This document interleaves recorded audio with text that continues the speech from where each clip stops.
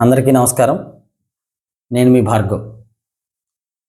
ప్రపంచం ముంగిట భారతదేశాన్ని ఒక విశ్వగురువుగా నిలపాలనేటువంటి ఒక గొప్ప సత్సంకల్పంతో పనిచేస్తున్నటువంటి మన ప్రీతమ నేత, మనందరి నాయకులు శ్రీ నరేంద్ర దామోదర్ దాస్ మోదీ గారికి 76వ పుట్టినరోజు శుభాకాంక్షలు తెలియజేస్తా ఉన్నాను.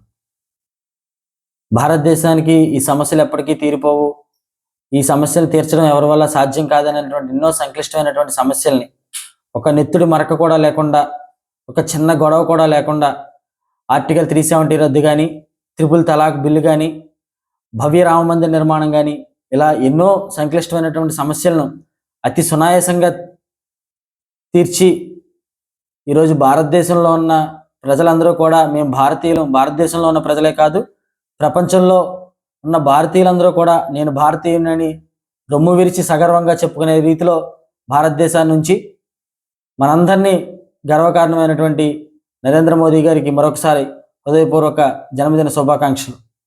మనం రీసెంట్గానే చూసాం, పెహల్గాం వంటి అటాక్ జరిగినప్పుడు భారతదేశం మీద మనం అటాక్ చేసినా కూడా కేవలం శాంతి మంత్రాలే వల్లిస్తుంది అనేటువంటి అపోహను పోగొడుతూ భారతదేశం వైపు కన్నెత్తి చూడాలంటేనే వెన్నులో వణుకు పుట్టే విధంగా శత్రు దేశాలన్నిటికీ కూడా ఒక గొప్ప రాజనీతిజ్ఞుడిగా తన రాజనీతిని ప్రదర్శించినటువంటి నరేంద్ర మోదీ గారికి మరొకసారి హృదయపూర్వక జన్మదిన శుభాకాంక్షలు తెలియజేసుకుంటూ జై హింద్, జై భారత్.